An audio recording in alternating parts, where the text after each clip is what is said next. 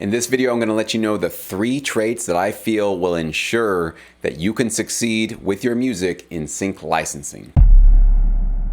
Welcome to Sync My Music. This is my YouTube channel. My name is Jesse. I've been making my full-time income through licensing my music to TV shows, movies, commercials, video games, radio stations, etc.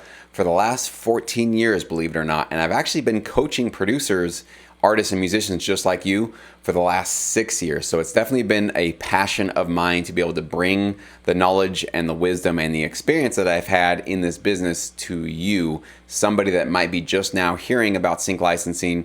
Maybe you've heard it for a little while, but you are really interested in it. It sounds really cool. It sounds like it might be a really lucrative and just amazing business to be a part of for your music career. And it absolutely is. But as I've been coaching producers for many years, I will be honest with you, 100% real with you. Most producers do not make it in this business. And I'm talking 90% plus do not go far in this industry. They might make it for 6 months, maybe a year, maybe even up to 2 years. But the vast majority of people do not make it in the long run. And why is that? Well, there are various reasons, various factors, but I don't think it has anything to do with your technical skills, your technical knowledge, how well you mix or master your tracks, how well you produce, or anything like that, actually. All of those skills can be acquired. All of those things can be slowly improved upon as the months and years go on in your career. I believe it really comes down to these 3 personality traits that make or break producers' careers. It really comes down to that. Of all the producers I've coached, these are the 3 traits that I find are the ones that those successful students have. These are the ones when the students are emailing me saying, I just got accepted by a library, or I just got some royalties, or I'm just now starting to see all my hard work is paying off after a few years in this business. I can tell from my interactions with these students over the years or over the months they've been with me that they have these 3 traits. So I'm going to share these with you. If you don't have these 3 traits, they can be acquired. It's going to take some practice. You're going to obviously need to do some deep processing to get there. But if you do have these 3 traits, this is going to be even better news for you, because it's going to ensure that you are able to kind of wiggle your way into the sort of 5 to 10% of producers that are able to stick with this long enough to see this work out for them in terms of making this your full-time gig, if that's what you want to do. Okay, so let's just go ahead and get started. Number 1, humility. Now, this is a big one because we musicians and producers, myself included, are not great at humility, especially when it comes to our music. We think that our music is awesome. I mean, we can be obviously self-critical too, but for the most part, musicians, we feel that our music is amazing and great, and we think it should already be placed in TV shows, movies, or commercials because either our girlfriends or wives or our friends are telling us that, and we just kind of are getting high on our own supply, and we think that we have amazing music. The producers that come into this business kind of having a little bit of that, almost maybe too much confidence. I wouldn't call it arrogance, but just they're a little bit too self-confident about their ability to serve this marketplace. A lot of times they find that they hit some really big walls when they come into this business.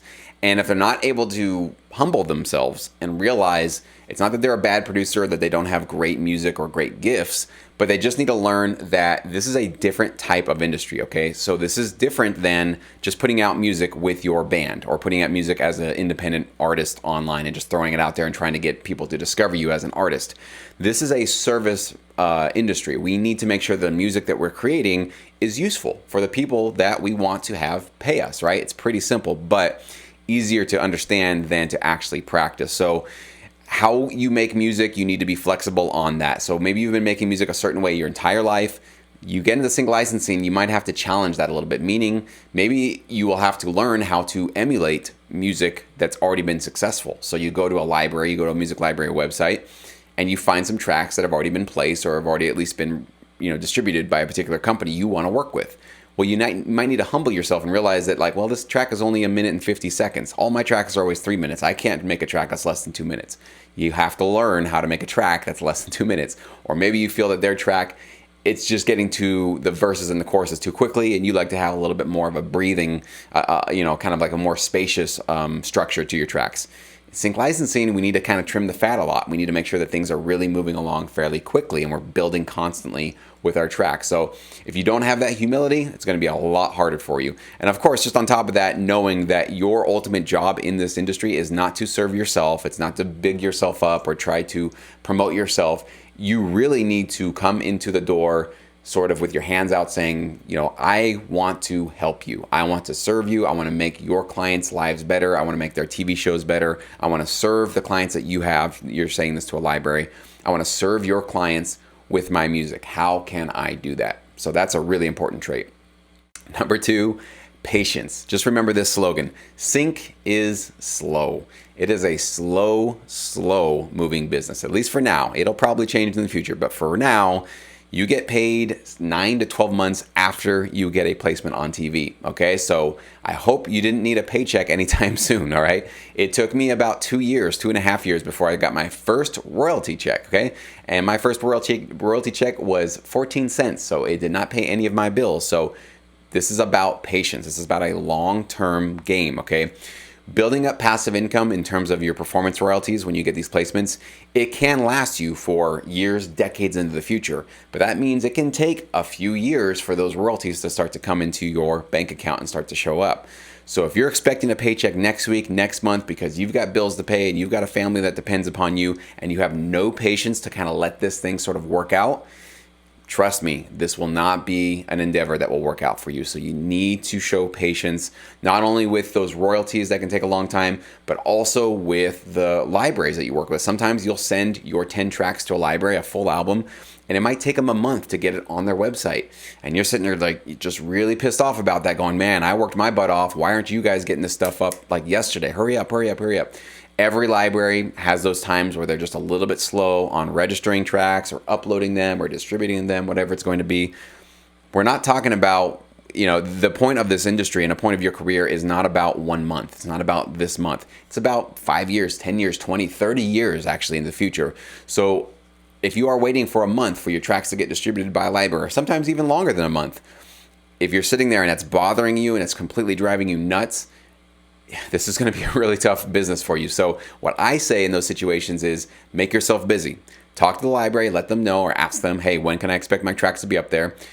Keep on it. Obviously, don't go to sleep on the issue. But as you're waiting for something else to materialize in this business, start creating new fires, right? You have to just constantly be creating and making new music in this business. If you're not ready to just keep yourself busy, even when nobody's asking you for new music, it will just drive you nuts that things are moving so slow, okay? And the third trait, which is definitely very, very, very important, is non-attachment. Okay, and what I mean by that is if you're gonna do this full time, you're gonna make hundreds, if not thousands of tracks, okay? You cannot get attached to your music, okay? You might send a track that you thought was really cool, and the library gives you a note and says, you know what, we love it, but we don't like this lead synth. Can you just wipe that out and give something new? If your heart and mind is like, no, but that lead synth, I just poured so much into that and it means so much to me. No, this is offensive to me that you want me to change my stuff. This is not the business for you, okay? You're gonna be asked to change things in your music. Again, we are here to serve the needs of somebody else. Somebody else has the opportunity, they have the income, and they might ask us to change how we created our music. And God forbid, they might ask us to follow along with a particular reference track and say, I want you to create me something like this, because we want this, we can't afford this though, it's a very expensive track, but we want something like this.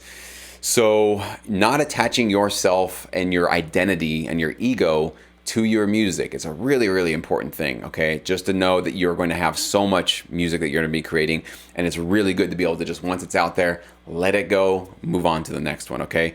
Not to mention, some gigs are just not going to work out for you, okay? You're going to submit music to custom opportunities, really big ones, and you're going to think that you had the best track and you think it's awesome, and you just don't get the opportunity because the client just decided to go with somebody else's track or they changed their mind entirely. Both things have happened to me. They happen to many people. And if you have all this attachment to that gig, thinking that this is the gig, if I don't get this thing, I don't have a career, and this is a gig that's going to make my career.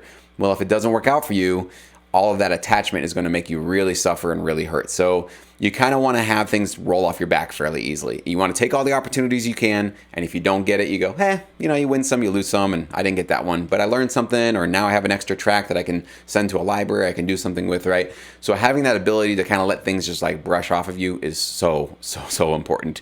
You'll obviously just get rejected by libraries, by opportunities. You'll have rejections all over the place in this business, and if you take any of that personally and you think that that means that you are a failure or you attach some meaning to a rejection, boy, this is just going to be a rough business for you. And I think all of these, 3 traits that I've outlined here not only work out in sync licensing, but they're going to help you in life. So that's the one beautiful thing about this business is you will grow and develop so much just personally getting into this industry. It's a really tough business. It's fun, it's rewarding, but it's tough. It's very challenging. But as you go through it, you develop even more humility, more patience, and more non-attachment the further you get into this business. And it will set you up for success in any other endeavor in your life. At least that's what I've noticed in my life in the last 14 years. So those are the 3 traits. If you find that sync licensing is more interesting to you now after hearing this message, I encourage you to check out my free Sync Starter course. You can actually find the link in the description box below of this video.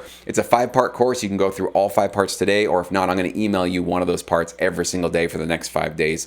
And I can guarantee you that at the end of that free course, you will know for sure with this information you have and the information in that course, whether or not you want to go get serious about this business. And you will need to get serious if you want this to be a full-time endeavor for yourself. So I'm going to give you that free course so that you can decide whether or not this is something you want to invest heavily, time, money, energy, all that kind of stuff. You need to make sure that you are well aware, eyes wide open about what you're really getting into in this business. So go ahead and join me for that free course below.